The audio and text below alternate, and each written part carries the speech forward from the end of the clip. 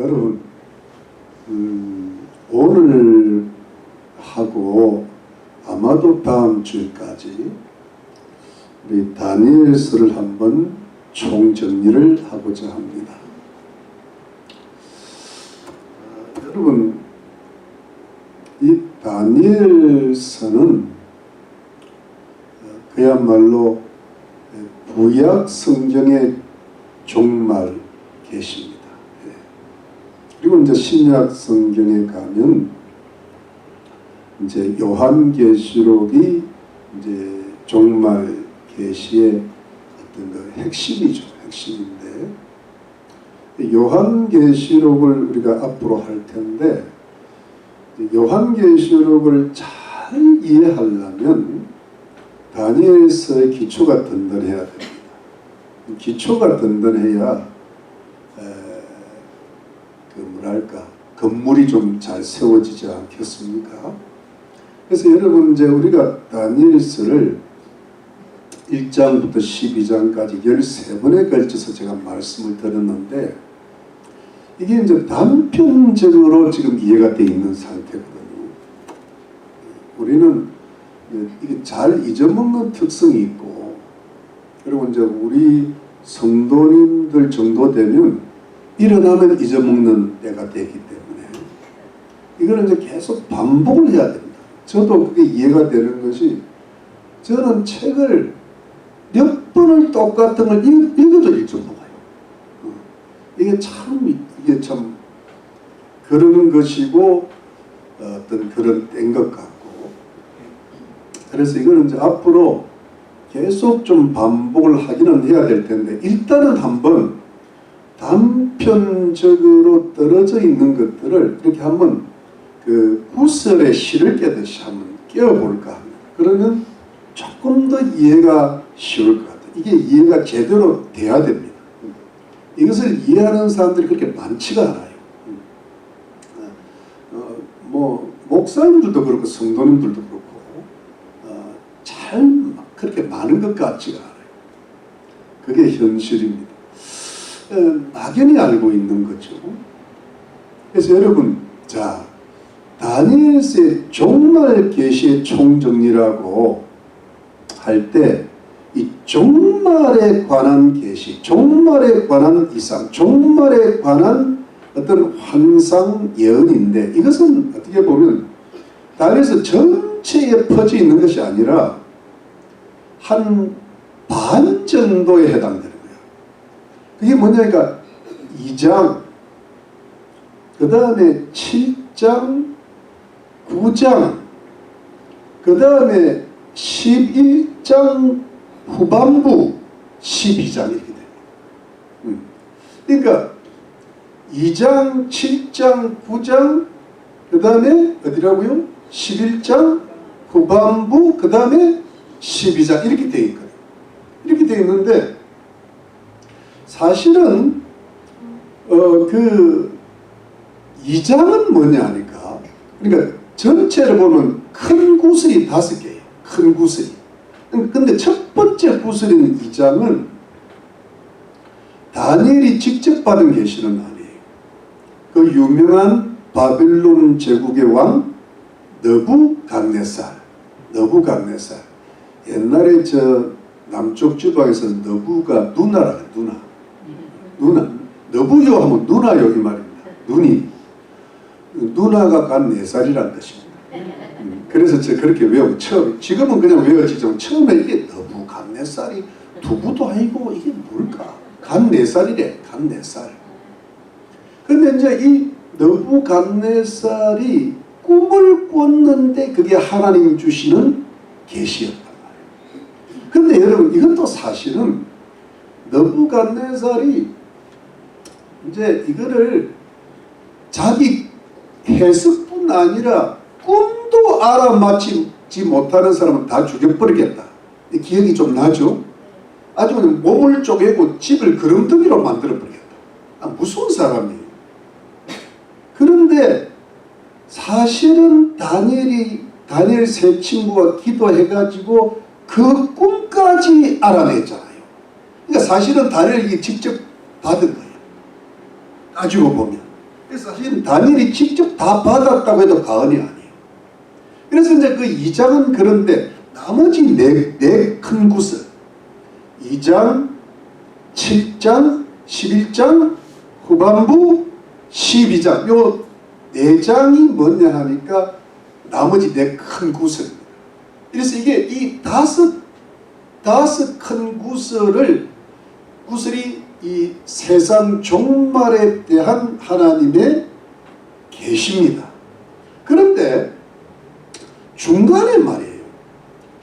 7장과 9장 사이에 8장이 끼어들어가고 그 다음에 11장 후반부가 아니라 11장 전반부에 보면 작은 구슬이 하나 더 들어가요.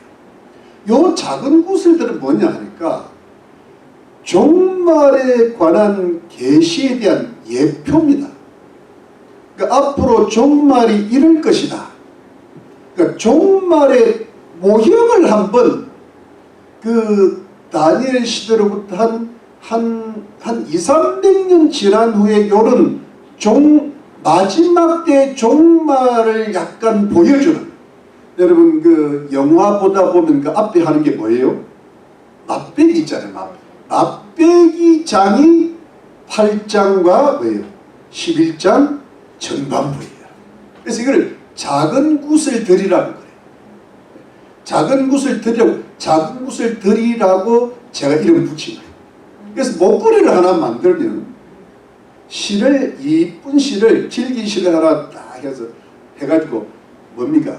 금구슬을 5개 딱 해놓고 맨 끝에 장식으로 마무리 타지에 조그만 구슬 하나 싹 박아가지고 이쁘게 만든다. 그래서 전체가 7구슬인데 오병이어야 5개의 금구슬과 2개의 은구슬 정도. 벌써 이쁘죠? 네. 아이고 좋아요.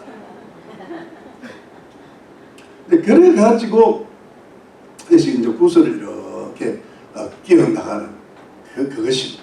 그래서 이제 그거를 이제 하나로 묶어가지고 이제 스토리를 만든 거예요.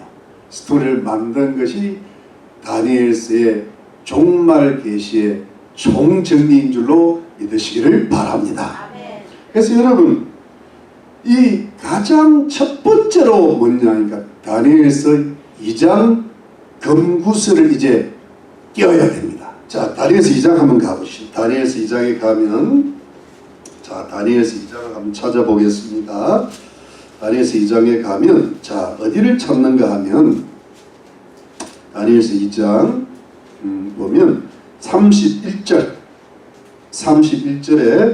이 부분은 이제 시작입니다. 종말 계시의 시작인데 31절부터 우리 35절까지 한 절씩 교독하겠습니다. 제가 읽고, 왕이여 왕이 한 큰 신상을 보셨나이다.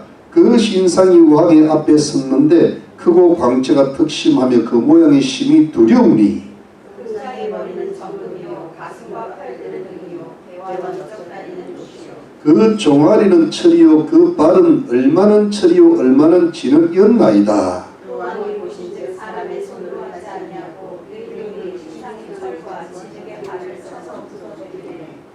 다 같이 있습니다. 때에 철과 진흙과 놋과 은과 금이 다 부서져 여름 다장마당이 개같이 되어 바람에 불려간 곳이 없었고 우상을 친도는 태상을 이루어 온 세계에 가득하였었나이다.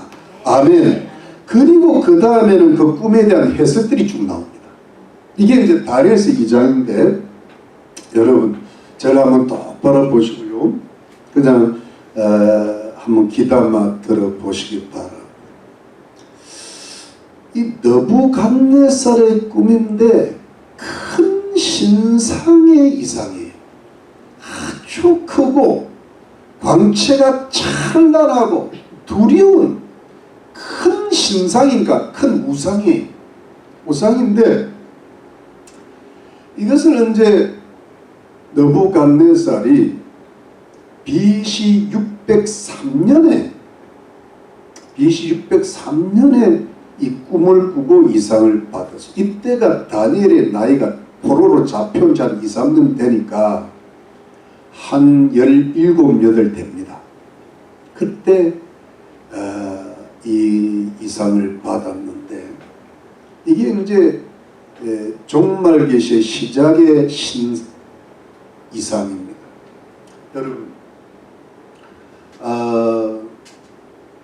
금머리가 있고 그 다음에 은 가슴과 팔들이 있고 그 다음에 배와 넓적다리가 있고 그 다음에 철 종아리들이 있고 그 다음에 철과 뭐가 진흙이 섞인 발과 발가락들이 있었는데 산에서 떠인 돌이 이렇게 산에서 캐낸 돌이 그 발을 탁 쳐버리니까 우상 전체가 신성지체가 부서져서 그냥 산산조각이 났는데 그 떠인 돌이 점점 크더니 태산을 이루게 되었다 이거거든요. 그걸 이제 꿈을 해석을 하다 보니까 금머리는 바빌론 제국이요, 은은 뭐예요? 은은 메데 바사 페르시아 제국이요, 놋은 뭐예요? 헬라 제국이고, 철은 로마 제국이고, 철과 진흙은 뭐예요? 로마 이후 또는 로마 제국 말기 또는 로마 제국 이후부터 예수님 재림 직전까지의 이 세상에 있을 명멸할, 태어나고 흥망성쇠를 거듭할 나라들을 가리킨다. 이렇게 제가 말씀을 드렸고, 근데 그러면서 여러분 그 나라들이 말씀드렸는데 제가 거기다 해석을 하나 덧붙이기를, 이것이 그 로마 제국 정도부터 이후부터 말기부터 예수님 재림 직전까지의 나라들을 가리키는 것이 대체적으로 건전한 해석인데, 그것이 예수님 재림 직전의 나라들로 무게가 가 있다, 이런 말씀 드렸어요. 그래서 요즘 주로 세대주의 학자들이 그러고 그 세대주의 학자들의 영향을 받은 무슨 침례교라든가 순복음이라든가 예를 들어 뭐 조용기 목사님이나 그런 분들이 다 그 부분을 유럽 연합 옛날 로마 제국의 부활한 재생 로마 제국으로 푸는 경향이 참 많습니다. 근데 저도 거기에 상당한 부분 동의를 해요. 왜냐하면은 이제 앞으로 다니엘서 9장에 70일에가 나오고 또 다니엘서 11장 후반부를 보면요, 이것이 거의 예수님 재림 직전으로 가 있고, 좀 이따 설명드리겠지만 다니엘서 9장에 공백 이론이라고 있다고 들어요. 긴 시간, 즉 예수님의 교회 신약 시대, 이방인의 시대가 빠져있다. 굉장히 중요한, 이방인의 시대가 빠져. 다니엘은 이방인입니까 유대인입니까? 유대인이고, 다니엘서는요, 물론 이것이 다니엘서는 우리 교회, 우리 이방 성도들에게 상당한 교훈을 주는, 종말에 관한 교훈을 주는 책이기는 하지만 1차적으로는 유대인들입니다. 그렇기 때문에 이거는 다니엘한테는 이방인에 대해서는 관심이 없어. 다니엘서가 약간 1차적으로는 유대인에 가 있습니다. 그렇기 때문에 유대인들은 지금 유대인들은 예수 믿는 사람이 10만 명도 안 돼. 지금. 그러니까 마지막 예수님 재림 직전의 구원, 온 이스라엘의 구원을 받으리라가 로마서 11장에 나오잖아요. 그러니까 예수님 재림의 무게가 확실히 있단 말이에요. 이해가 되시죠? 자, 그러면서 여기 다니엘서 2장의 계시는 뭐냐 하니까 떠인 돌이 그거를 신상을 다 부숴버린다 그래요. 이건 뭐냐면 세상 나라를 다 멸절시킨다는 거예요. 세상 나라를 다 부숴버리고 깨뜨린다는 것이, 여러분 지금 이 세상 나라가 부서졌습니까? 안 부서졌습니까? 안 부서진 거야. 부서지는 건 언제? 예수님 재림 직전에 예수님이 이 땅에 내려오실 때 이 세상 나라가 심판이 된다는 거예요. 저 그리스도가 망한다는 거예요. 그러니까 여러분 이 떠인도를 처음에 제가 해석할 때 예수님의 초림부터 예수님의 재림까지라고 전체적으로 건전한 설명을 했는데 이것이 아무래도 예수님 재림 쪽으로 무게가 가 있다는 거예요. 왜냐하면 긴 공백 이론 때문에, 교회 시대, 시작 시대 때문에. 그래서 요즘 많은 학자들이 대체적으로 예수님 재림 쪽으로 기우는 그런 왜냐면 지금 뭔가 종말의 시대가 다가오는 듯한 느낌이 드니까 아마 이것이 그렇게 될 것 같다. 이렇게 지금 학자들이 많이 그쪽을 강조하고 있는 것이 사실입니다. 하여튼 그래서 다니엘서 2장의 계시가 그 정도로 딱 끝이 납니다. 자, 그러면 그 다음에 뭐냐니까 다니엘서 7장으로 확 건너뛰어요. 이 다니엘서 7장에 가면요. 자, 다니엘 7장 갑니다. 다니엘 7장 갑니다. 다니엘서 7장에 보면 자, 7장 1절 7장 1절에 보면 바벨론 왕 벨사살 원년에 다니엘이 그 침상에서 꿈을 꾸며 뇌 속으로 이상을 받고 그 꿈을 기록하며 그 일의 대략을 진술하니라. 여러분 2절 다 같이 읽으세요.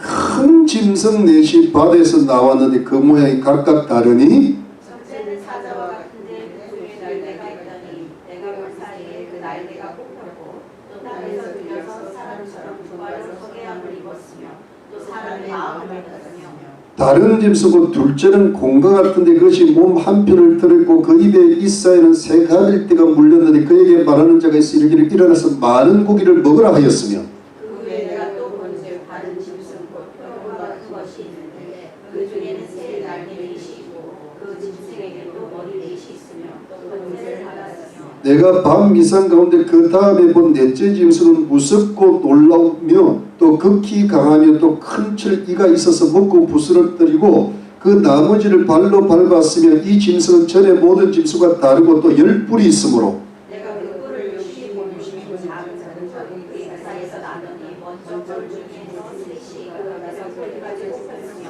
이 작은 뿔에는 사람의 눈 같은 눈이 있고 또 입에 있어 말을 하였느니라. 내가 보았는데 왕자가 놓이고 옛적부터 항상 계시니가 자정하였는데 그것은 희귀가 눈 같고 그 머리털은 깨끗한 양의 털 같고 그 보좌는 불꽃이요 그 바퀴는 붙는 불이며 불이 강처럼 그 앞에서 나오며 그에게 수송하는 자는 천천히며 그 앞에서 쉬한 자는 만만이며 심판을 베푸는 책책이 펴되었노라.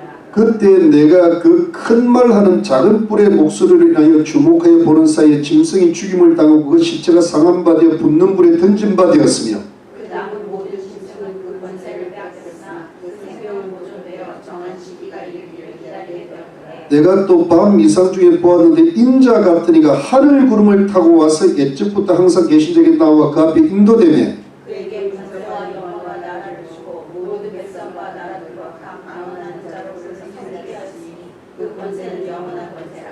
옮기지 아니할 것이요 그 나라는 해하지 아니할 것이니라. 아멘. 여러분 이 다니엘서 7장 1절부터 14절까지가 두 번째 금구선. 그런데 여러분 그 다음에 이제 해석이 나오는데 여러분 잘 보십시오. 큰 바람이 바다로 불어요. 근데 바다에서 큰 네 짐승이 나와요. 첫 번째 짐승이 사자 같은 짐승, 두 번째 짐승이 뭐예요? 곰 같은 짐승, 세 번째 짐승이 표범 같은 짐승, 네 번째 짐승이 아주 무섭고 강하고 모든 것을 밟아 뿌리는 괴물 같은 짐승이 나옵니다. 그리고 여러분 이 네 나라 끝에 보면은 그 짐승 네 번째 짐승 괴물 속에서 10뿔이 나오고 그 10뿔 속에서 뭐가 나와요? 작은 뿔이 나옵니다. little horn이 나옵니다. 그러면서 여러분 계시가 그걸로 끝난 게 아니고 하나님이 등장하시고 하나님이 옛적부터 하나님이 등장해서 하나님의 심판을 하면서 넷째 짐승뿐 아니라 그 앞에 있는 짐승을 다 멸하시고 그리고 마지막에 뭐가 인자 같은 이가 나옵니다. 예수님이 하늘 구름을 타고 오셨는데 그 하나님께 나라와 권세의 영광을 받으시고 성도들이 나라를 차지한다고 되어 있습니다. 이것이 다니엘서 7장의 계시의 꿈의 내용이고 그 해석이 그 다음에 있는데, 여러분 이것은 뭐냐 하니까 다니엘서 2장하고 너무 비슷한 겁니다. 이게 같은 꿈의 반복입니다. 주님이 꼭 하나님께서 그 예언 계시를 반드시 이루고자 하실 때는 꼭 두 번 하십니다. 요셉의 꿈도 항상 두 번입니다. 부르실 때도 두 번 불러요. 마르다야 마르다야 깰지어다 이럽니다. 꽤 있는 건데 한번 해볼게요. 자, 여러분 이것은 뭐냐니까 똑같은 바벨론 제국, 메데 바사 제국, 그 다음에 헬라 제국, 로마 제국, 그 다음에 예수님 초림부터 재림까지 있을 명문할 나라들도 재생 로마하고, 그 다음에 그 하나님의 나라 떠인도를 이야기할 때는 여러분 잘 보십시오. 2장에 하나님의 나라 메시아 왕국을 이야기하는데 여기는 뭐냐면 그걸 좀 더 자세히 설명합니다. 하나님의 심판이 먼저 있고 예수님이 하늘 구름을 타고 온다는 게 뭔가요? 예수님 재림인 거예요. 자, 그런데 여기서는 뭐냐 하니까 똑같은 이상을 반복하면서도 내용은 똑같은데 조금 더 확장되어 있어요. 그러니까 금머리로 딱 끝나다가 여기는 사자 같은 짐승인데 그 짐승이 뭐냐 하니까 날개가 달렸고 또 사람의 마음을 받고 사람처럼 일어난다. 조금 더 이렇게 예를 들어 곰에 관한 설명이 조금 더 있고 표범에 관한 설명이 조금 더 있고 그 다음에 뭡니까 괴물에 관한 설명이 더 있고 끝에 10뿔이 나오는데 10뿔이 뭐냐 하니까 철과 진흙으로 섞인 나라인데 거기에 또 10뿔에다가 하나가 더 붙어요. 무슨 뿔? 작은 뿔이 나오는 거예요. 여러분 그러니까 2장에는 없는 게 하나 더 붙은 거예요. 근데 이 작은 뿔이 종말에 일어날 뭐예요? 즉 그리스도입니다. 그러면서 여러분 그때 하나님의 나라를 이야기할 때 하나님이 심판하시고 책들이 펴져 있다. 그 다음에 예수님이 하늘 구름을 타고 오셔서 나라를 영원히 얻으신다 할 때 이게 예수님 초림일까요? 재림일까요? 이 재림입니다. 그러니까 결국 뭐냐니까 저 그리스도 작은 뿔이 나타났다. 그 다음에 예수님의 재림이 나타나는 것은 어디로 무게가 실려 있다는 거예요? 재림 쪽으로 지금 가 있다는 거예요. 맞죠? 이게 종말이라는 거예요. 한마디로. 여러분 믿으시면 아멘이죠? 근데 이거를 조금 더 아주 그냥 간결하게 딱 확정 짓는 것이 세 번째 구절 다니엘서 9장입니다. 9장 갑시다. 9장 갑시다. 9장 갑시다. 9장은 우선 1절만 읽어보고 1절부터 3절까지만 읽어보고 넘어갑자. 메대 족속 아하수엘의 아들 다리오가 갈대아 나라 왕으로 세움을 입던 원년 곧 그 통치 원년에 나 다니엘이 서촉으로 말미암아 여호와의 말씀이 선지자 예레미야에게 임하여 구하신 그 명수를 깨달았느니 곧 예루살렘의 황공이 70년 만에 마치려 하신 것이니라. 내가 금식하며 베옷을 입고 죄를 무릅쓰고 주 하나님께 기도하며 간구하기를 결심하고. 그 다음 넘어갑니다. 24절입니다.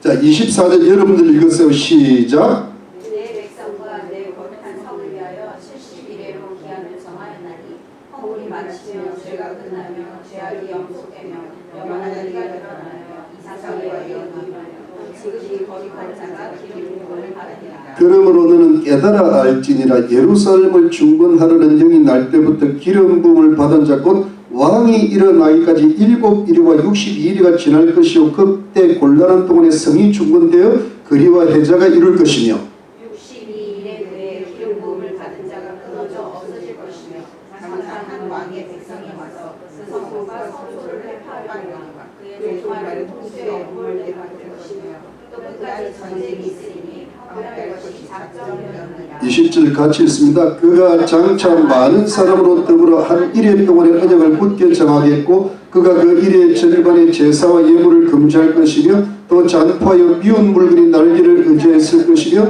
또 이미 정한 종말까지 진노가 황폐케 하는 자에게 쏟아지리라 하였느니라. 아멘. 여러분 보세요. 이게 이제 무슨 뜻인가 하면 자 그 전구설이 다니엘서 7장이었는데 다니엘 7장은 다니엘서 2장의 반복이고 확장이라고 그랬잖아요. 근데 확장할 때 뭐가 하나 더 들어갔는가 하면 작은 뿔 적그리스도가 더 들어갔고 그 다음에 하나님의 심판과 예수 그리스도의 재림이 들어왔단 말이에요. 근데 이것을 간결하게 결정짓는 것이 뭐냐니까 24절까지 보면 24절에 내 백성과 내 거룩한 성을 위하여 70일에로 기한을 정하였나니 허물이 마치면 죄가 끝나면 죄악이 영수되며 영원한 그가 드러나면 이상과 영영하며 또 지극히 거룩한 자가 기름 부음을 받으리라. 이게요 24절이 결론입니다. 그런 말씀을 제가 드렸거든요. 자, 그리고 저를 보시면 이렇습니다. 여러분 이 부분이 뭐냐 하니까 이 다니엘서 9장 부분이 뭐냐 하니까 다니엘이요 이제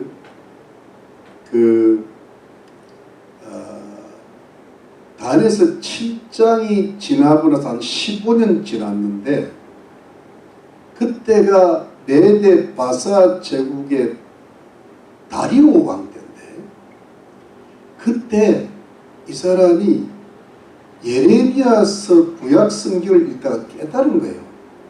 이제 한 67년 정도가 지났는데 한 70년이 되면 이스라엘이 포로에서 돌아올 거다.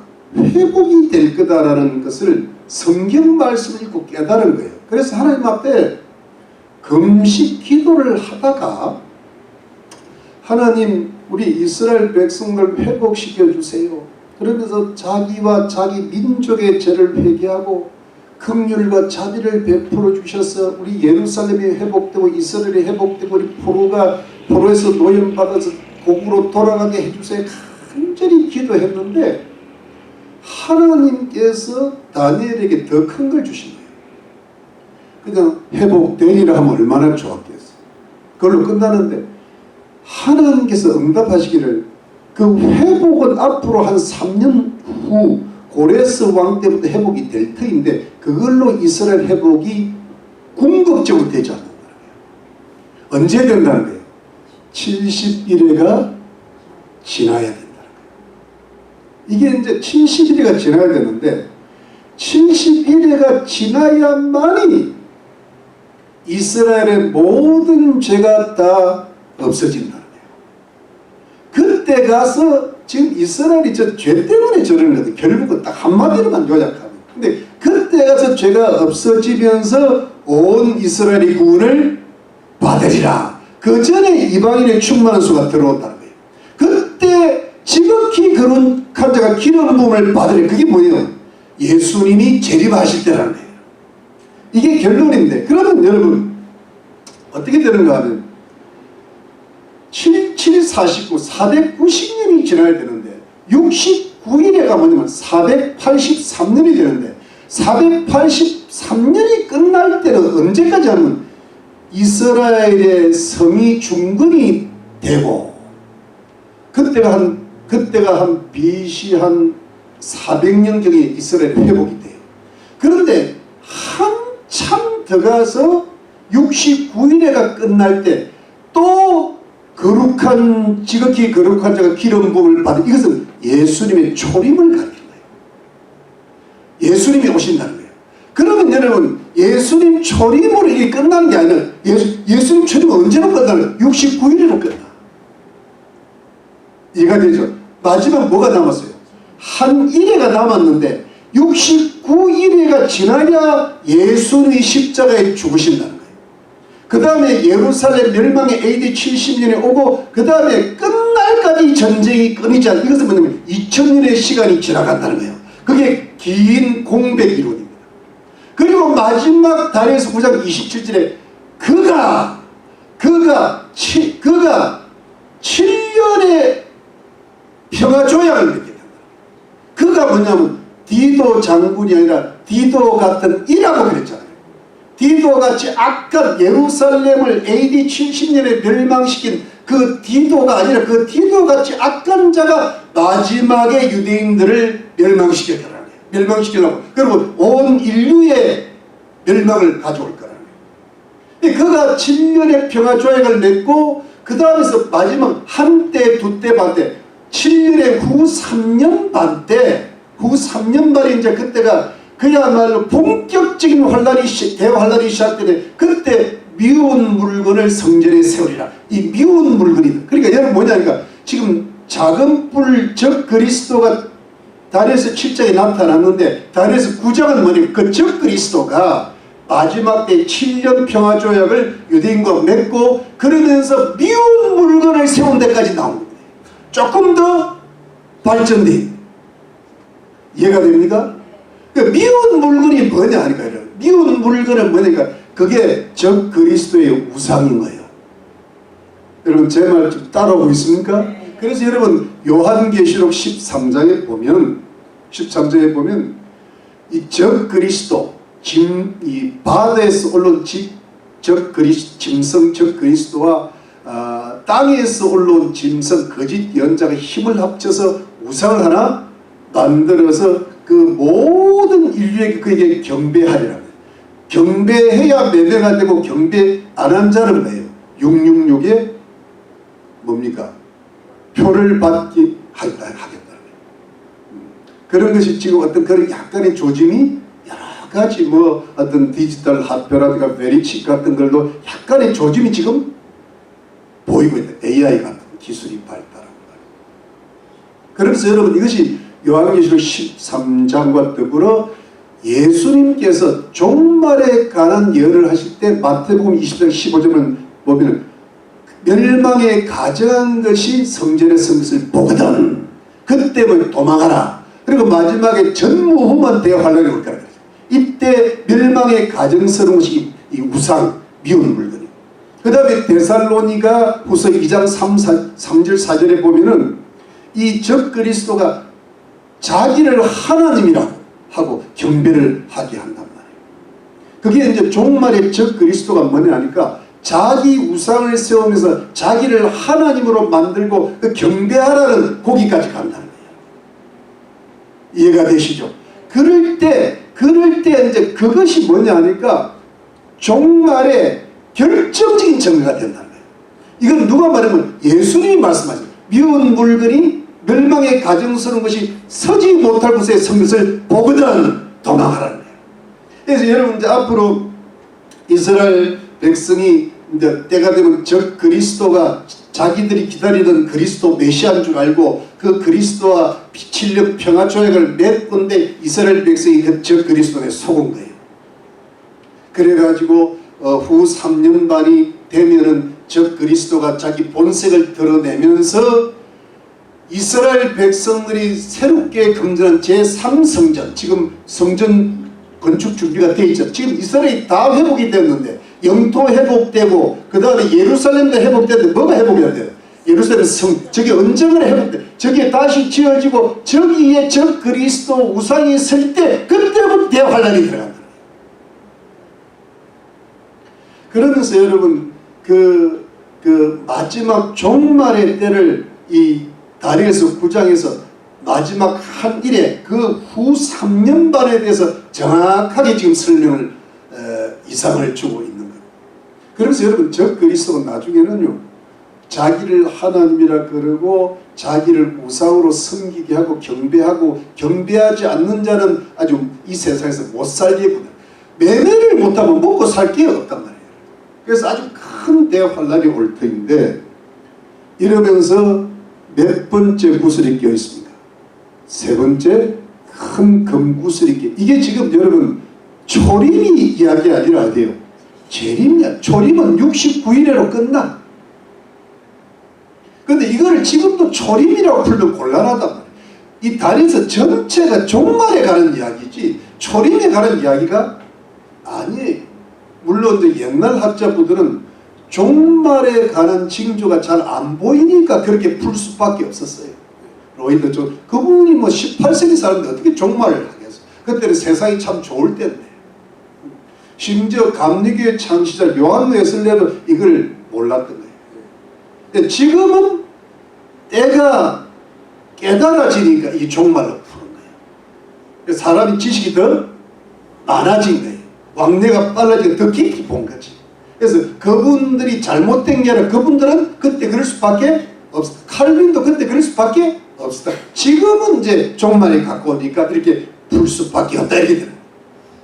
이해하시면 아멘? 아멘. 자, 그러면서 여러분 이 네 번째 금구슬이 어떻게 되는가 하면요, 이제 적 그리스도가 나타나서 그렇게 될 텐데, 그러면서요 마지막에는 적 그리스도가 왜 자기를 하나님이라고 하고 자기 우상을 만들고 경배하게 하고 대환란을 주는 것을 다시 한번 반복하면서 적 그리스도의 인물에 대해서 확연히 모사를 해버립니다. 적 그리스도는 어떤, 그게 11장입니다. 자, 11장 후반부. 자, 11장 후반부 갑시다. 네 번째 금구슬. 11장 후반부에 보면은 자, 36절. 자, 36절에 36절부터 39절까지만 읽을게요. 제가 읽겠습니다. 이왕이 자기 뜻대로 하며 스스로 높여 모든 신보다 크다 하며 비상한 말로 신들의 신을 대적하며 형통하기를 분노하시며 쉴 때까지 하리니 이는 그 작정된 일이 반드시 이룰 것임이니라. 다 같이 읽으세요. 그가 모든 것보다 스스로 크다 하고 그 열주의 신들과 여자에게 상호하는 것을 부러워하지 아니하며 아버지인지 부러워하지 아니하시나 그 대신에 세력의 신을 공경할 것이요 또 그 열조가 알지 못하던 신에게 금은 보석과 보물을 들여 공경할 것이며 그는 말씀하시는 이와 그의 견고한 산석을 취할 것이요 그를 그를 안다하는 자에게는 영광을 더하여 여러 백성을 다스리게 하며 그에게서 뇌물을 받고 땅을 나눠주기도 하리라. 아멘. 그리고 이제 그 뒤에 전쟁들이, 마지막 전쟁들이 나오는데요. 여러분, 이 적 그리스도가 왜 자기를 하나님이라고 부르게 하고 그 우상을 세우고 백성들에게 경배를 받으려고 하면은, 여러분, 이 사람은요 정말로 하나님을 대적하는 사람, 그러면서 세력의 신 사단을 경배하는 사람. 그래서 여러분 요한계시록 13절에 보면 용이 이 짐승에게 권세를 준다 그랬단 말이에요. 그 뒤에는 무슨 뭐가 있어요? 사단이 있다는 거예요. 사단이 그야말로 사단의 화신이 된다. 강력한 권세를 주니까 세상에 요한계시록 13절에 보면 이 사람이 죽었다가 살아나는 기적이 일어난다는 거예요. 그러니까 온 백성들이 놀래 자빠지거든. 이거는 우리 전 세계 이 세계 단일 정부를 통합 정부를 이끌 만한 위대한 지도자다. 그러니까 이스라엘 백성들로 깜빡 넘어가는 거예요. 그러니까 뭐 거기에다가 종교 통합까지 이루어 가지고 그 적 그리스도 정치 지도자를 뒤를 미니까 이 사람이 얼마나 우쭐하겠어요. 그러면서 결국은 자기 숭배까지 간다는 거예요. 그게 뭐냐면 뒤에 배경은 누구다? 사단이다. 그러면서 온 백성들이 따르면서요 높아지면서 그 다음에 마지막 전쟁들이 나오는데 뭐 아프리카 연합도 나오고 아마겟돈 기억나시죠? 그러면서 자기를 반대하는 모든 나라들을 점령해 들어간 거예요. 그러면서 그때 점령할 때 이스라엘이 속았지만 이제 이스라엘까지 뭐예요? 침공에 들어가고 이제 이스라엘의 핍박이 들어가는 거예요. 그러면서 아마겟돈 전쟁까지 가면서 그의 마지막 종말이 있고 하나님의 심판을 받게 된다. 이것이 11장 후반부예요. 그러니까 그만큼 그 뒤에는 강력한 사단의 권세가 있기 때문에 온 세상이 추앙을 받고 자기를 하나님이라 그러고 자기 우상을 세우고 이 정치와 종교의 모든 통합이 이루어지면서 모든 그 자기를 반대하는 나라들을 다 무찌르고 그 다음에 이스라엘까지 점령하고 마지막 전쟁까지 치르고 그리고 이가 하나님의 심판을 하나님의 진노가 실 때까지 하나님의 진노가 꽉 찰 때까지 그 일을 감당한다는 거예요. 그러면서 여러분 마지막 적 그리스도 작은 뿔의 인물된 그가 어떤 인물이 되는 것을 확연히 상세하게 좀 더 확장적으로 이야기를 하면서 마지막 5번째 금구슬로 넘어가는데 마지막 뛰어야 될 금구슬, 이때 금구슬은 뭐냐 하니까 이 적 그리스도로 인한 대환란이 예루살렘 이스라엘 땅부터 시작해서 전 세계에 퍼진다.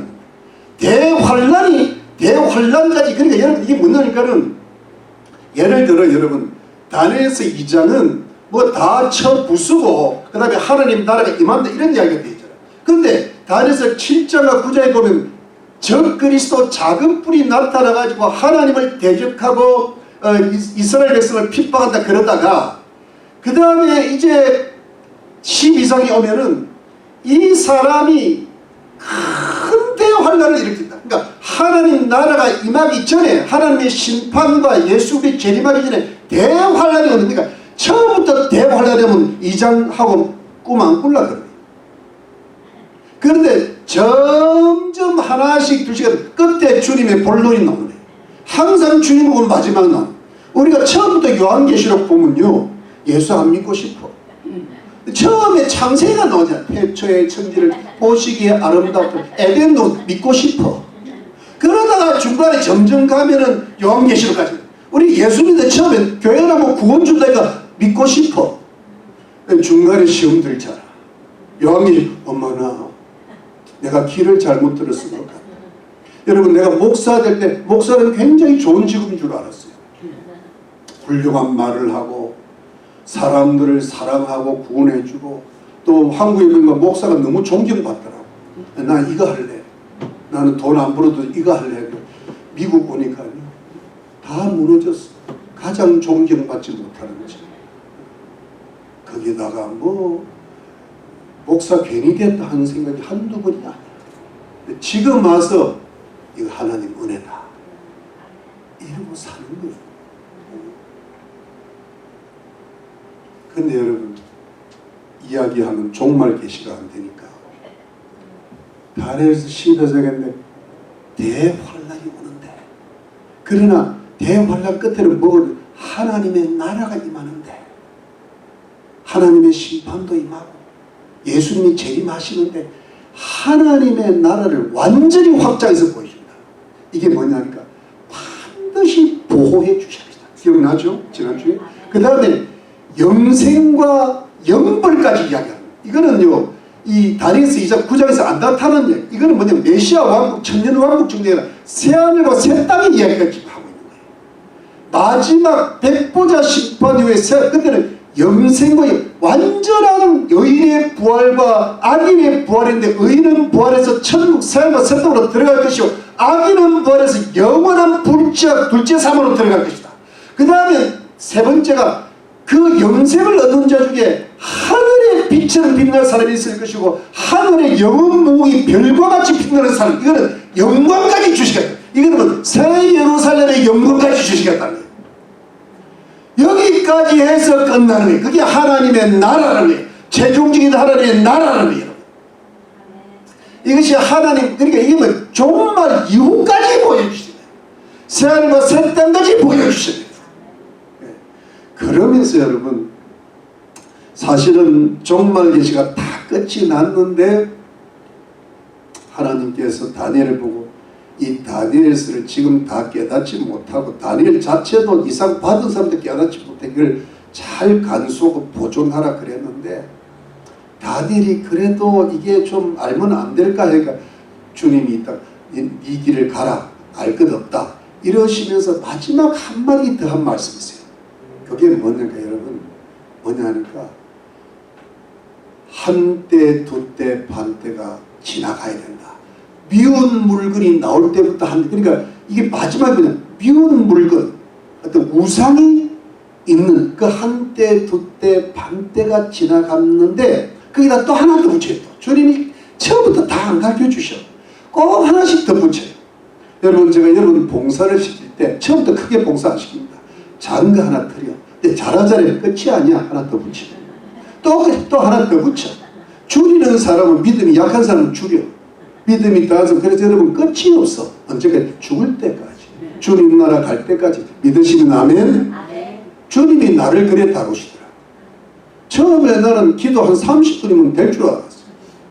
30분 끝내가 1시간. 1시간은 한 1시간 30분. 또 2시간. 2시간 반. 3시간. 고리띵 해요. 그러고 나니까 좀 마음이 편해. 여러분. 그러면서 여러분 한 때, 두 때, 반 때가 1260일인데요. 거기다가요 30일을 더 붙여. 그거는 뭐냐면 예수님 재림 때에 이 아마겟돈 전쟁을 통해서 이 세상을 정리정돈하는 기간이라고 대충 제가 설명드렸죠. 거기다가 또 1335일을 해가지고 45일을 또 덧붙여. 이것은 주님이 이 땅에 오셔서 천년왕국을 건설하실 때 양과 염소의 나라도 나누시고 우리의 그 왕노릇 하는 자들을 배치한다 그랬잖아요. 예를 들어 우리 감기 드신 원수 주세면 어디 배치할까요? 저 크랜소 지역에 배치하죠. 조영 집사님 놀턴 집. 저는 그때 여러분 보기가 힘들 겁니다. 높은 사람이 힘들 겁니다. 말을 하자면 그래. 여러분들이 높은 자가 되시기를 주 이름으로 축원합니다. 자, 그런데 여러분 1335일을 기다리는 자는 복이 있다. 이건 뭐냐면 천년왕국에 들어서 왕노릇 할 자. 그게 요한계시록 20장. 그래, 첫째 부활에 참여한 자는 복이 있으리라. 할렐루야. 우리는 첫째 부활에 참여해서 천년왕국에 들어가서 다 왕노릇 하시기를 주의 이름으로 축원하는 것입니다. 이것이 종말로 끝나는 거예요. 그런데 설교가 이걸 끝나는 게 아니에요. 마지막 작은 은굿을 은도 귀중하잖아. 근데 여러분 그것이 다니엘서 8장이 하나 있고 11장 전반부에 있는데 여러분 이건 뭐냐 하니까 종말에 가는 것이 아니라 종말의 모형이야. 적 그리스도가 아니라 적 그리스도의 모형인데 거기 누가 나타나는가 제가 자세히 설명 안 하겠습니다. 그 유명한 안티오쿠스 4세 에피파네스가요. 여러분 그게 뭐냐면 순양과 수염소의 환상 들어보셨죠? 그때 수염소 헬라 제국의 마지막 나타난 작은 불 BC 174년경에 나타나요.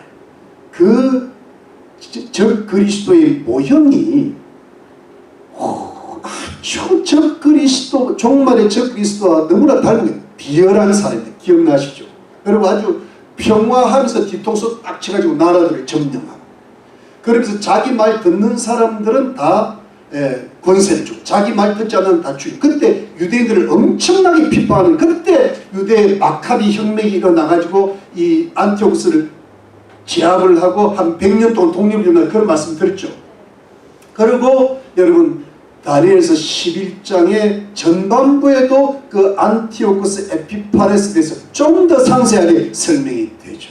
근데 여러분 이 안티오쿠스 에피파네스 이 사람에 대해서 다니엘서 8장에 게시가 되어 있고 11장에 게시가 되어 있으면서 11장이 조금 더 상세하게 확장하는데 그때 이 안티오쿠스 에피파네스가 유대인들을 핍박하고 하나님을 대적하고 성소를 해하고 제우스 신에게 대지피를 뿌려서 경배하게 하고 그런 일을 할 때 많은 유대인들이 이 안티오쿠스 에피파네스와 타협을 한다 그랬어요.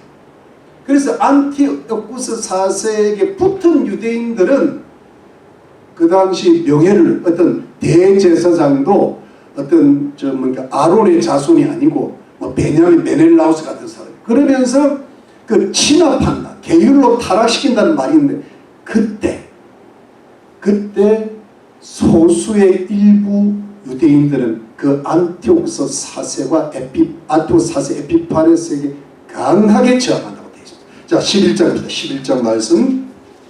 자 11장 32절 그가 또 언약을 배반하고 악행하는 자를 괴로 타락시키고 이 타락하는 유대인들인데 오직 자기의 하나님을 아는 백성은 강하여 용맹을 받으리라. 백성 중에 지혜로운 자가 많은 사람을 가르치시나 그들이 칼날과 불꽃과 사로잡힘과 약탈을 당하여 여러 날 동안 세패를 많은 고난과 순교를 당한다는 거예요. 30절 그들이 세패할 때에 그러니까 하시딤 같은 경건한 유대인들이 약해질 때 도움을 조금 얻어 이 도움은 유다 마카비 혁명이라고 그랬습니다. 많은 사람은 결과를 치러보죠. 또 그들 지혜로운 자 몇 사람이 쇠폐하여 그래도 마카비 혁명한 사람들 하시딤 사람들이 신앙이 약해질 때 무리로 연단되며 이 순교하다 세편 순교인데 무리로 연단되며 정결케 되며 희게 되어 마지막 때까지 이렇게 하는 이런 작정된 기한이 있을 때 이 세편 이 소수의 아주 극소수의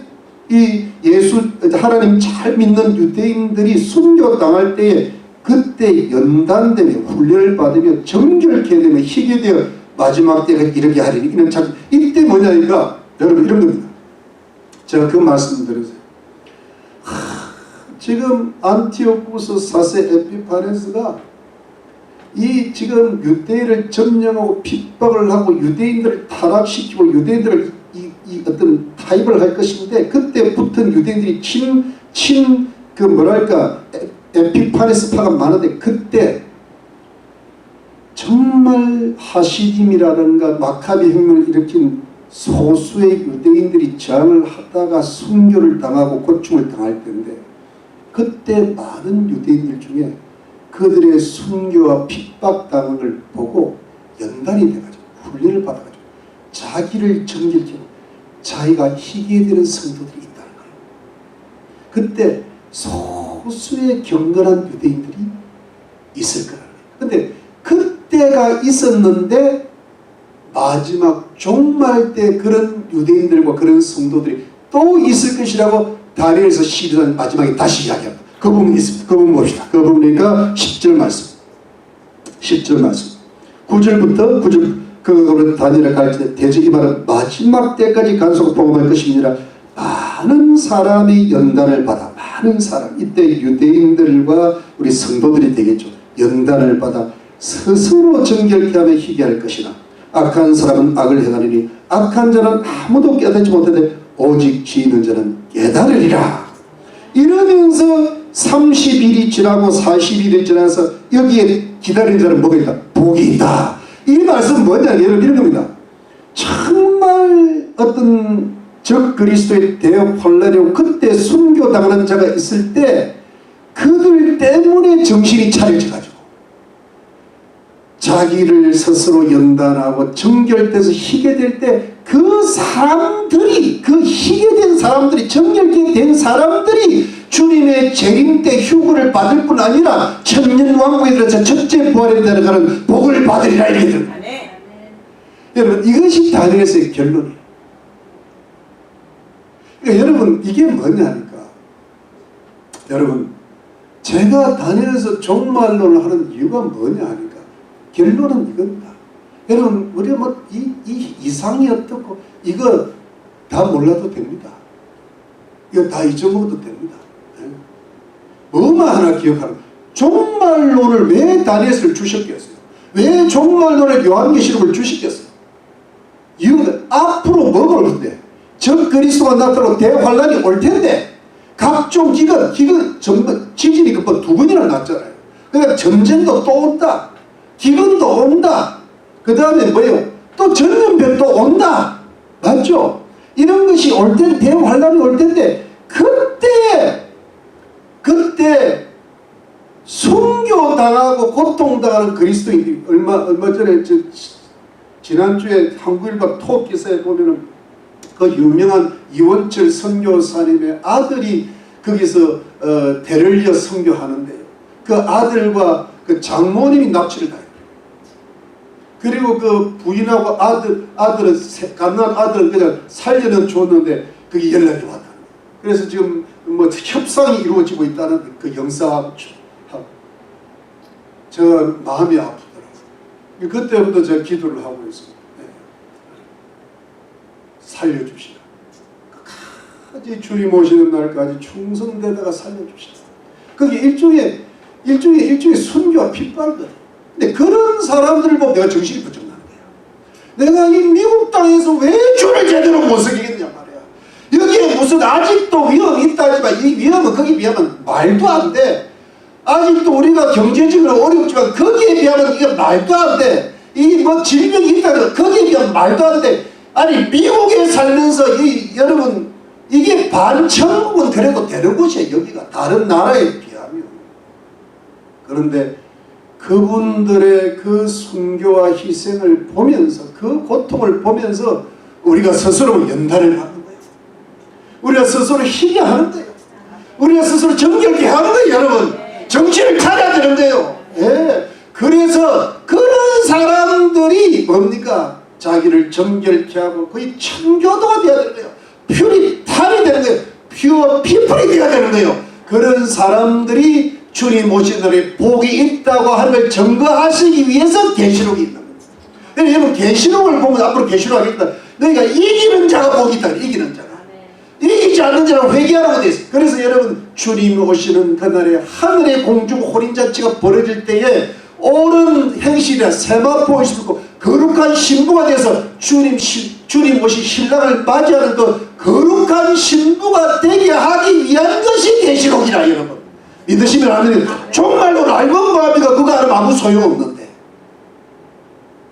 그래서 여러분 다른 것은 다 잊어먹어도 됩니다. 뭐 잊어먹어도 되는 게 아니라 이미 잊어먹는 사람이 지금 있어요. 근데 그거 다 잊어먹어도 돼요 여러분. 네. 문제는 뭡니까? 내 영혼만 잘 되면 돼요. 깨어서 기도하고 이 어두운 세상을 이겨야 될 줄로 믿는 것이에요. 그래서 여러분 이 다니엘서 종말 계시를요 그냥 간단하게 요약하면 이렇습니다. 한 3분 정도 요약합니다. 첫 번째는 뭐냐니까 종말에 적 그리스도가 나타날 것이고 그 적 그리스도는 각종 대환란이 반드시 올 것이다.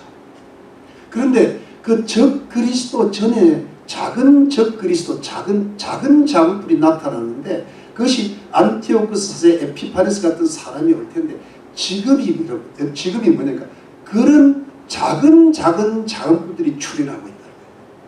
유대인들한테 히틀러가 나왔잖아요. 그 다음에 우리 개신교들을 엄청나게 죽은 사람이 로마 교황 작은 뿔이 됐죠. 그 다음에 뭐예요? 모택동이 가장 많은 사람을 죽였거든요. 한 7천만. 그 다음 레닌이 한 3천만 명. 그 다음에 김일성, 김정은이, 예. 뭐 캄보디아의 그 뭡니까 킬링 필드, 폴포트. 예. 그게 뭐냐니까 작은 뿔들의 모형이라는 거예요. 그 다음에 여러분 우리 한국으로 말하면 뭡니까? 김대중, 문재인, 노무현 그 다음에 노무현 문재인으로 갔다가 이재명으로 갔으면요 죽는 일이 생기는 거예요. 그런데 하나님이 대한민국을 살려주시고 교회를 살리시려고 하니까 약간 문재인이가 아꼈지만 어리벙벙한 틈을 타서 누가 됐습니까? 윤석열이 되는 문재인이 있으면 검찰총장이 이거 하나님이 지금 살려주시는 거예요. 지금도 지금 뭔가 윤석열이 탄핵당하느냐 이전에 감옥 가는 그 싸움이거든요. 그런데 여러분 이거를 기도를 열심히 해야 돼요. 이재명이 되면 이 사람의 행동으로 옮겨 문재인의 행동으로 좀 늦게 올 거예요. 행동으로 옮기면 큰일 나요. 그 다음 미국은 보세요. 미국은 뭡니까? 지금 카말라 트럼프, 이 빌 클린턴, 그 다음 누구예요? 오바마, 그 다음에 힐러리 됐으면 끝나는 거예요. 근데 중간에 하나님이 살짝 트럼프를 집어넣는데 이 트럼프를 결국은 무너뜨리려고 지금 바이든 부정선거, 그 부정선거가 이제 안 될 것 같아요. 카말라를 올린 거예요. 여러분 카말라는 급진잡합니다. 예. 이 사람이 되면 뭐냐면 이들이 뭐냐니까 앞으로 적 그리스도가 오는 길을 예비하는 작은 적 그리스도죠. 여러분 우리 미국이나 대한민국이 경제적으로 좀 잘 살고 못 살고 그 문제가 아니에요. 이 작은 적 그리스도가 나타나면 뭘 하는가 하면 결국은 여러분 교회를 핍박합니다. 교회를 수를 줄이고 교회를 그리고 성도가 성도답게 믿음 생활하지 못하게 하는 게 적 그리스도의 마지막 목표입니다. 맞죠? 그러면서 여러분 지금 뭐냐니까 여러 가지 뭐 공산주의 사상, 뭐 뉴 에이지 사상, 포스트 모더니즘, 세속적 인본주의 그 다음에 이런 것이 뭐냐면 다 사람들의 생각을 사상을 사로잡아 가지고 이 세상이 지금 계속 동서라든가 젠더 해가지고 머릿속에서 지금 하나님을 믿는 백성들 성경 말씀의 진리를 찾고 그 물을 빼려고 하는 이것들 교회를 핍박하고 선거를 핍박하는 그런 적 그리스도 오기 전 단계에 지금 사역을 하고 있습니다. 그래서 여러분 이런 세상 이런 종말이 갖고 온 시대에 살면서 우리가 두 번째는 뭐냐니까 이것을 뭐냐니까 강하고 담대하게 용맹스럽고 지혜롭게 정결하게 연단을 받아 자기를 스스로 희게 해야 될 줄로 믿는 것입니다. 이때 여러분 세상과 타협하면 안 돼요. 지금요 저는 그 교회들도 하나님이 여전히 사랑하신다고 보고 있습니다. 하나님 자식들이. 그런데 그 속에서 타협하지 않고 세상에 휩쓸리지 않고 소수가 모이더라도 첫째 부활에 참여할 천국에 들어갈 그런 복을 받을 자들로서 우리가 어떤 순교자들이나 어떤 핍박받는 데 본을 받아서 스스로 연단을 받고 자기를 정결케 하고 자기를 희게 하는 그 뒤에는 사단이 역사하는 그 사단을 이기고 말이야. 이 세상의 정치, 경제, 문화, 사상을 뚫고 나가서 주님의 재림을 기다릴 수 있는 그런 청교도 같은 그런 신앙의 삶을 살아야 될 줄로 믿는 것입니다. 그 사람을 지금 찾고 있는 거예요. 그런 사람이 돼요. 여러분 우리가 이 다니엘서를 배우고 그거 알아면 아무 말씀을 듣는 자가 보이는 말씀을 듣고 뭐예요? 지키는 자가 보이는. 그러지 않으면 우리 교회 나올 필요 없어요. 나올 필요 없어요. 지금 몇 명 안 나왔지만 나올 필요 없어요. 그거 하려고 하는 사람은 나와야 돼. 또 그리고 그렇게 하려고 하는 사람은 우리 교회에 모이게 될 거예요. 믿으시면 아멘. 그런데 여러분 그래서 여러분 이 두 번째까지 오늘 결론이 마지막 세 번째가 뭐냐니까 이것이 뭐냐니까 여러분 연단을 받고 자기를 희게 하고 자기를 정결케 하는 것은요 자기 혁명이에요. 여러분 이 부분은 제가 다니엘서를 해석한 제 해석의 결론이에요. 자기가 정결케 해야 돼. 자기가 해야 돼. 화이트, 블라이트리, 화이트, 그레이가 되면 안 돼. 그레이가 자기가 그레이가 되면요 한 명도 구원 못시켜. 말만 구원한다 그러지요. 자기도 제대로 못 사는데 누굴 구원합니까? 남편과 아내와 자녀들과 친척들의 문제가 아니야. 그들의 문제가 아니야라는 것은 문제는 많지만은 내 자신을 바꾸는 문제가 문제라는 거예요. 내가 희면, 내가 빛이 되면, 내가 소금이 되면요 그들에게 역사는 사단이 힘을 못 씁니다. 그리고 내가 빛이 나, 내가 힘이 나면요 그들을 여러분들에게 붙여주실 줄로 믿습니다. 그러니까 여러분들이 약해서 그래요. 아직도 죄가 해결 안 돼서 그래요. 죄를 깨끗이 청산해야 돼요. 그럴 때 여러분 자기 혁명이 먼저 이루어져야 돼요. 여러분들이 좀 더 겸손해야 돼요. 여러분들이 보세요. 여러분들이 당하는 여러 가지 어려움이 있잖아요. 그게 여러분들 마지막 시험이야. 몸이 아프거나 경제적으로 어렵거나 가족들이 말을 그게 여러분 그게 뭐냐면 여러분들이 지금 뚫고 나가야 될 부분이 아직 뭐가 하나 있는 거예요. 여러분들이 그 시험을 극복해야 될 부분 여러분들이 그걸 돌파해야 돼. 곧으로 해야 여러분들의 건강 문제나 여러분들의 가정 문제, 여러분들의 경제 문제, 여러분들의 모든 문제가 가족 그 문제가 해결될 줄로 믿으시기를 바랍니다. 여기가 뚫려야 되는데 마지막 뚫려야 될 부분이 아직 조금 남아있는 거예요. 믿으시면 아멘.